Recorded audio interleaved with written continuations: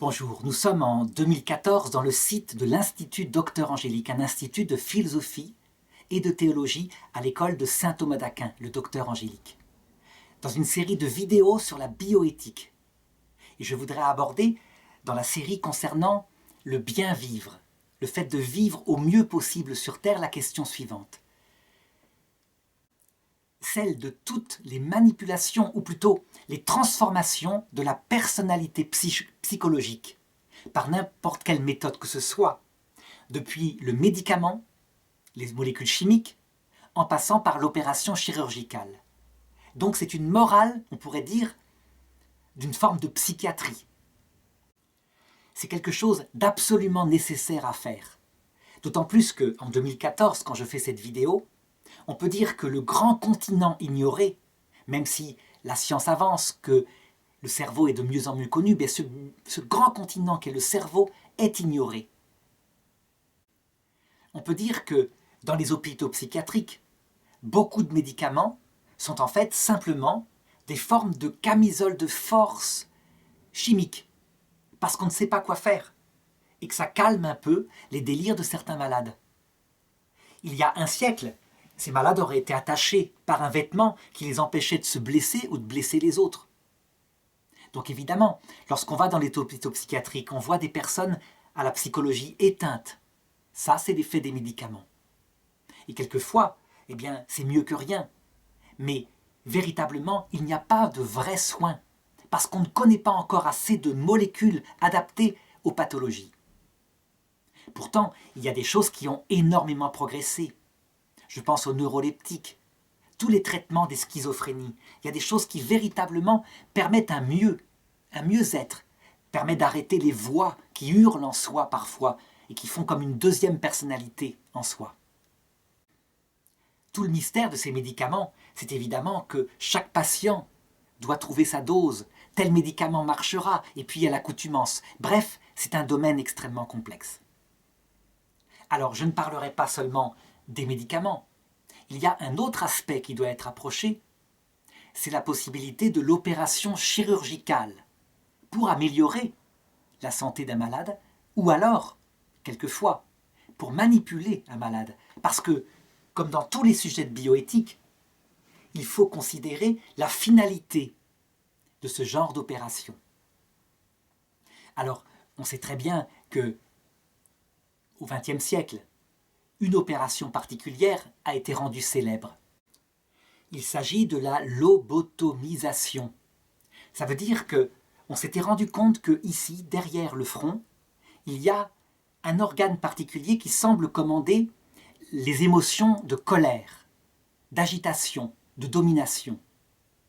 Et donc, à un moment donné, l'idée fut de passer par le nez, de casser la paroi qui conduit au cerveau et de détruire un organe situé ici. Et l'opération était véritablement aléatoire, c'était du bricolage, mais quelquefois on se rendait compte, au moins au début, que la personne entrait dans un grand calme. On sait qu'un film a été fait à propos de ça, qui s'appelle « Vol au-dessus d'un nid de coucou ». C'est un film très intéressant à regarder qui montre comment un prisonnier se fait passer pour fou afin de pouvoir s'enfuir d'un hôpital psychiatrique. Malheureusement, il se fait piéger dans cet hôpital et on pratique sur lui la lobotomisation. Si bien qu'un de ses amis, dans les malades mentaux de l'hôpital, voyant sa vie qui est devenue une déchéance, lui qui n'était qu'un être rusé pour arriver à s'enfuir et qui l'avait protégé, eh bien, le tuera pour lui éviter de rester comme ça une loque toute sa vie. Les lobotomisations ont été pratiquées excessivement. Elles ont profondément handicapé des enfants, des adultes, si bien qu'à un moment donné, cette amputation d'un organe du cerveau a été interdite, et c'est une bonne chose. On pourrait dire que c'était du bricolage. C'était un peu mettre un tournevis pour toucher quelque chose d'extrêmement fragile, extrêmement précis, le cerveau. Eh bien, depuis cette époque lointaine, la science n'a cessé de progresser. Et véritablement, au niveau des techniques chirurgicales, de grands progrès ont été faits dans la finesse. Je pense par exemple au traitement de la maladie de Parkinson, à un endroit précis du cerveau qu'il faut trouver avec une précision millimétrique, en mettant une petite électrode qui empêche une vibration particulière qui provoque les crises d'épilepsie, par exemple, ou alors les tremblements de la personne atteinte de la maladie de Parkinson, eh bien, on arrive à soulager de manière extraordinaire les symptômes extérieurs qui rendent sa vie impossible, évidemment. Alors même si parfois on ne touche qu'aux symptômes et que la maladie de Parkinson continue d'évoluer, parfois, au contraire, on trouve la cause lorsque c'est par exemple certaines formes d'épilepsie. Quel formidable progrès! Qu'est-ce que va regarder la bioéthique? La morale? Eh bien, elle va regarder, comme toujours dans ces techniques, qui sont uniquement des techniques, elle va regarder la finalité morale pour laquelle elles sont pratiquées, et qui peut être, globalement ici, de deux ordres. Premièrement, guérir. Deuxièmement, manipuler. Eh bien, je dirais que pour la première finalité, guérir, la pensée humaniste actuelle qui règne en Europe, qui est issue d'un christianisme laïcisé, qui cherche le bien de tout l'homme, ainsi que les pensées religieuses qui sont dans le monde entier, ont la même idée, et je dirais que c'est partout présent. Personne ne peut mettre une limite au fait de guérir une maladie particulière. C'est évident. Sur ce point-là, je dirais que même les matérialismes les plus graves, comme par exemple le capitalisme pur, qui fut un athéisme du début du XIXe siècle, un athéisme pratique, ne peut pas être contre faire de l'argent en guérissant. Idem pour la psychiatrie soviétique, sauf que, attention, la psychiatrie soviétique étant portée par une idéologie matérialiste, athée, mais, je dirais, une conception de l'homme. L'homme étant réduit à la possession de ses moyens de production, mais le fait qu'il est croyant étant considéré comme une pathologie, comme une maladie mentale. Je dirais quelqu'un qui est fanatique illuminé, qui est mystique, au sens de la folie mystique. Eh bien, ce qu'on appelait guérir était parfois manipulation mentale, c'est évident. Qu'on se souvienne par exemple du procès du cardinal Mindzenski. C'est un homme, cardinal très forte personnalité, qui est arrêté à l'époque de Staline, qui est manipulé pendant presque une année par des médicaments, des drogues en particulier, qui font de lui une loque morale. Il est dépendant d'un produit, il n'a plus de résistance, il n'a plus de pensée propre, il est jugé, il proclame pendant son procès qu'il n'a jamais été chrétien, que tout ça c'est pour faire de l'argent, il est condamné. Et ses geôliers oublient de lui donner son traitement qui fait de lui une loque, si bien qu'il enverra des lettres en indiquant à quel point ce n'est pas lui qui parlait, mais quelqu'un de manipulé par des médicaments. Alors là, ce sont les procès staliniens. Dire qu'on voulait le guérir, ça ressemble un petit peu plus à de la manipulation mentale. Mais d'autres fois, sincèrement, des psychiatres athées prenaient quelqu'un de croyant qui priait, une entité qu'ils ne voyaient pas, pour un fou authentique, et donc appliquaient des traitements soi-disant pour guérir une schizophrénie, alors que c'était uniquement de la manipulation due à une idéologie.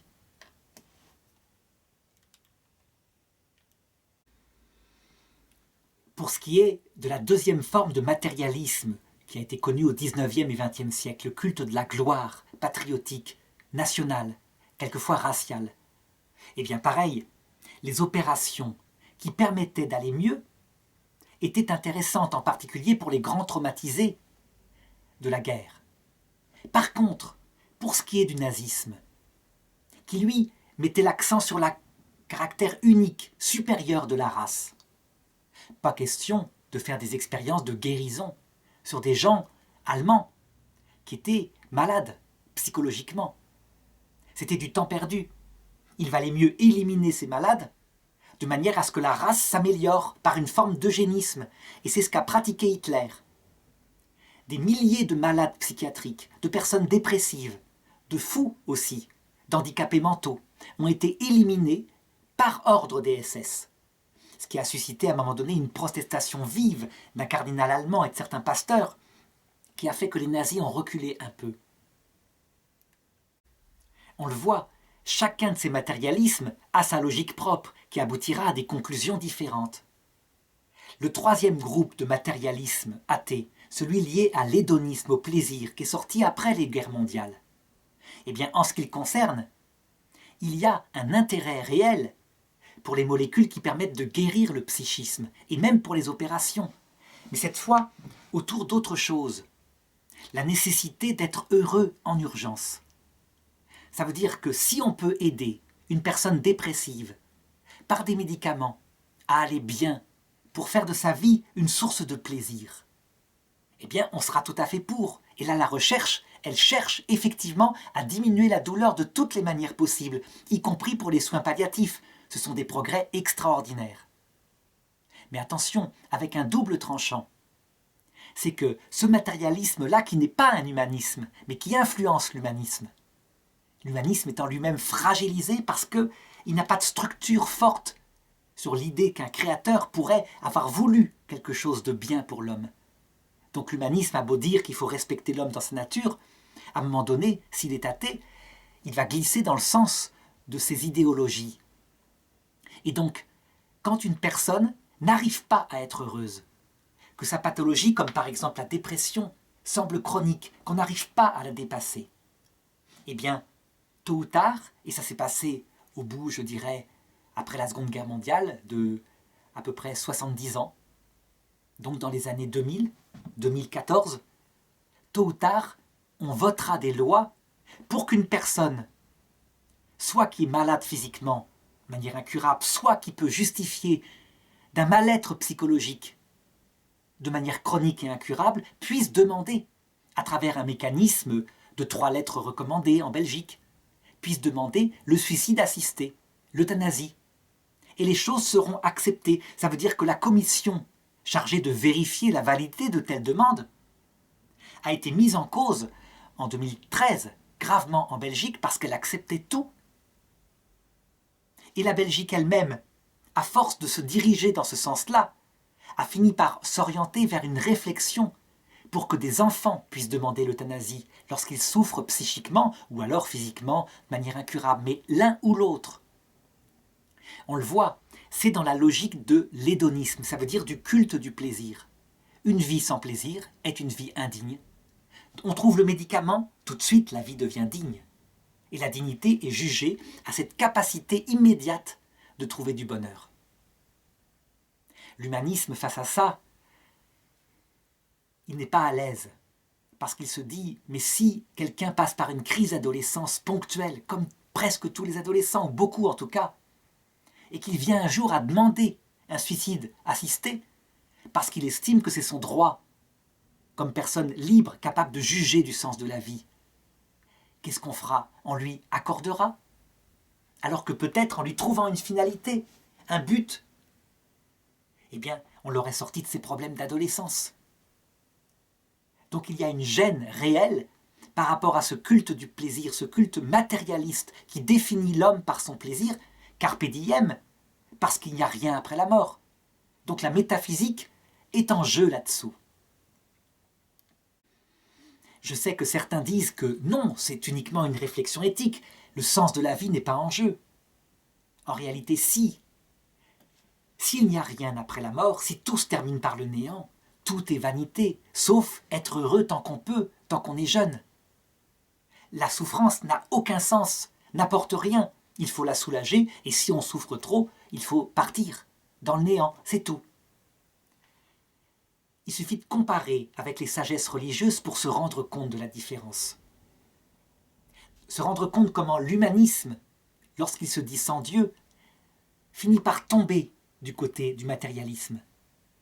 Lorsqu'il y a une religion, la vie terrestre, qui n'est pas facile, qui est une sorte de purgatoire pour les religions, où l'homme apprend certaines qualités, mais la vie terrestre, elle a un but précis. Nous sommes à la veille, disent les religions, d'une autre vie, d'une autre réalité. Et cette vie n'est que la première marche qui conduit à la réalité vraie, la naissance au ciel, dans l'autre monde.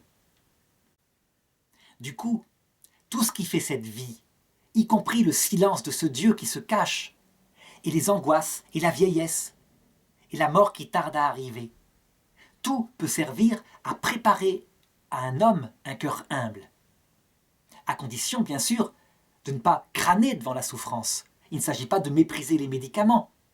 Quelqu'un qui ferait ça n'aurait pas un cœur humble, mais arriverait de l'autre côté avec un cœur fier. Donc les médicaments sont tout à fait usités, ceux qui peuvent diminuer la souffrance et même provoquer une sédation complète lorsque la mort arrive. De même, face à des maladies psychologiques, psychiatriques, des mal-être, si on peut trouver la substance qui permet d'aller bien, ou l'opération qui permet de régler, par exemple, des problèmes de névrose perpétuelle, vraiment. Donc le psychisme va mal, on règle le problème par une petite opération ou une substance. Eh bien, on ne peut être que pour, à condition que ce soit pour guérir et non pour détruire la personnalité, sauf si la souffrance est telle qu'il vaut mieux l'endormir.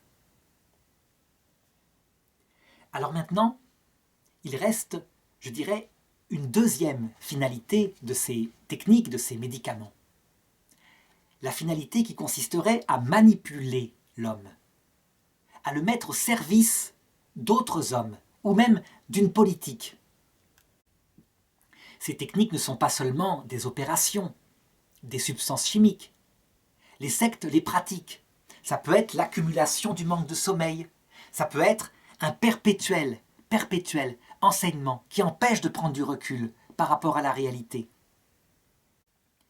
Eh bien, il est évident que l'humanisme sans Dieu et le christianisme et les religions, par rapport à cela, sont absolument vent debout, sont contre. Et je dirais même que ce qui caractérise la différence entre une religion et une secte, c'est que les sectes manipulent et ont comme but de manipuler pour des raisons parfois mystiques, mais souvent pour du sexe, de l'argent, de la gloire. Alors que les religions présentent leur croyance, leur foi à la liberté de personnes qu'elles veulent adultes. Donc ils sont invités évidemment à croire, puisque les choses sont indémontrables, mais à croire par choix de leur intelligence, qui n'est pas prêt à croire à n'importe quoi, mais qui regarde les choses dans la cohérence du message. Donc une religion, ça doit être l'inverse du lavage de cerveau, même si les athées, quand ils entendent ce que je dis, diront « mais c'est de la manipulation puisqu'on leur fait croire n'importe quoi ». Je répondrai que croire en quelque chose qui n'est pas notre foi et qu'on considère comme n'importe quoi n'est pas sectaire si la personne est libre, si elle est considérée comme un adulte face à cette foi-là.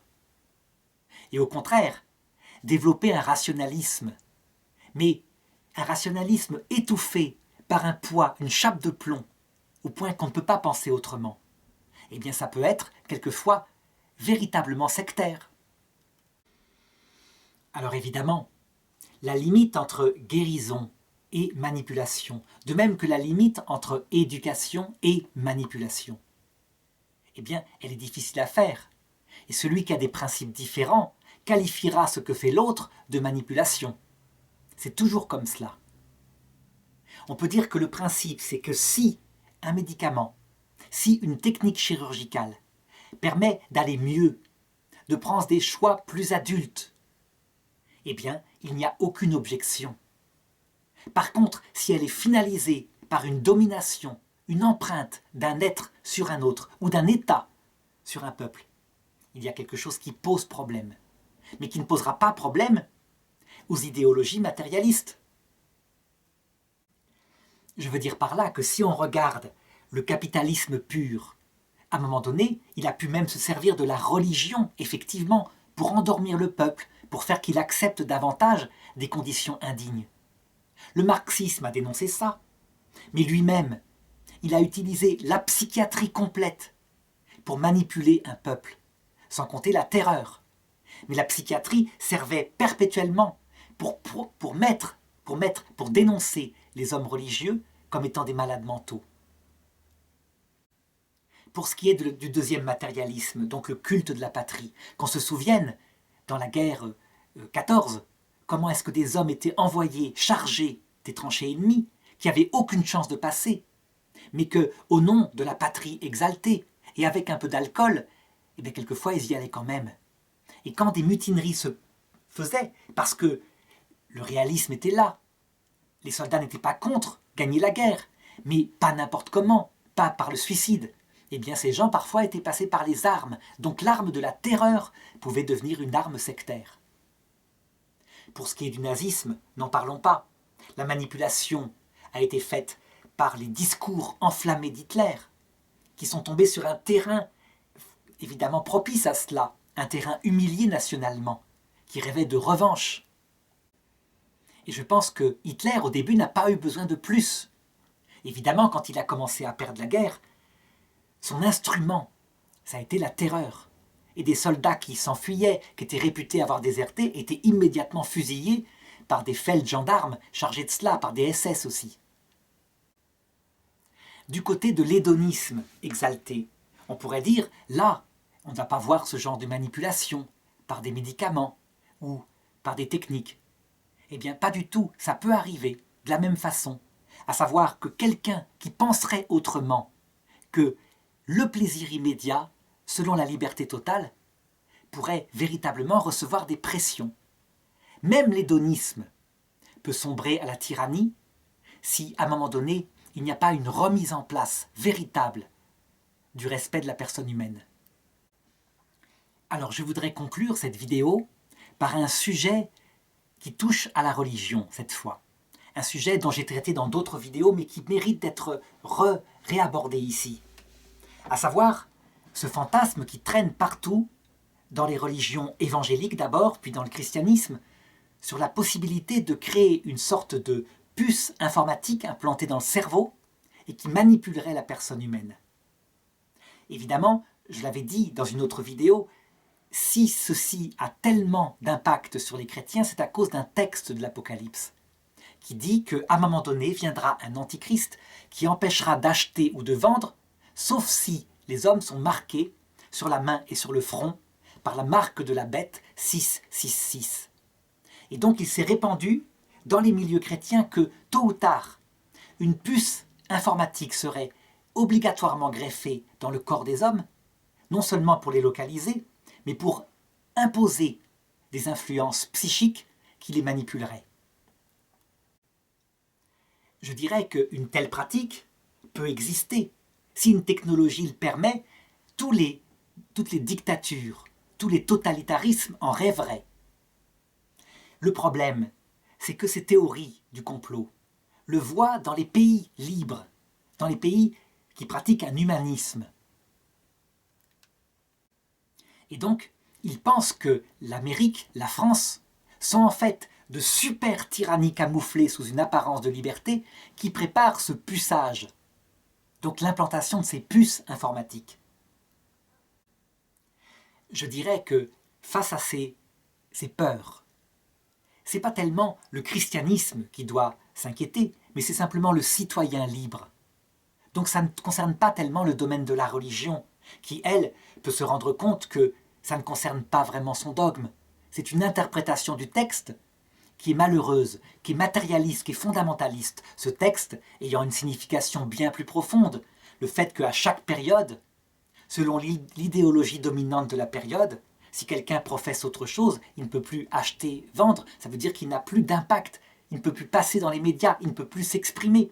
Et c'est valable même à notre époque.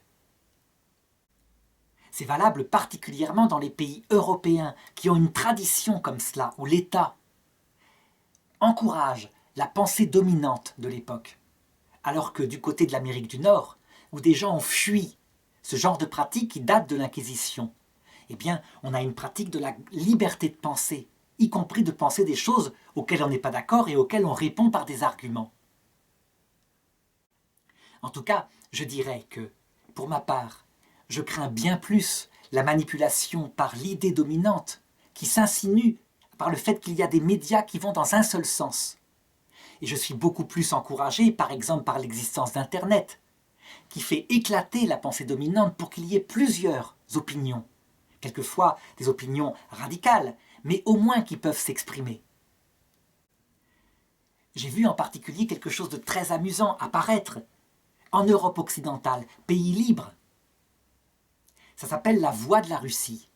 Donc c'est une radio créée par Vladimir Poutine et qui parle en français aux Français.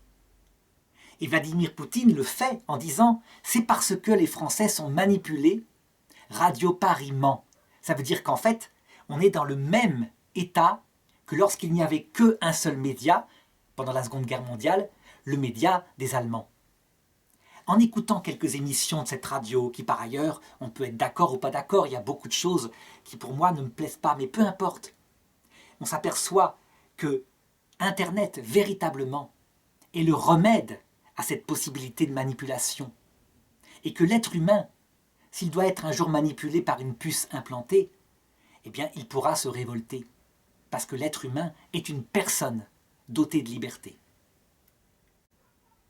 En tout cas, il pourra se révolter dans les démocraties ouvertes, si évidemment il a affaire à un totalitarisme complet, comme ceux qu'on a vus au XXe siècle, ça c'est autre chose.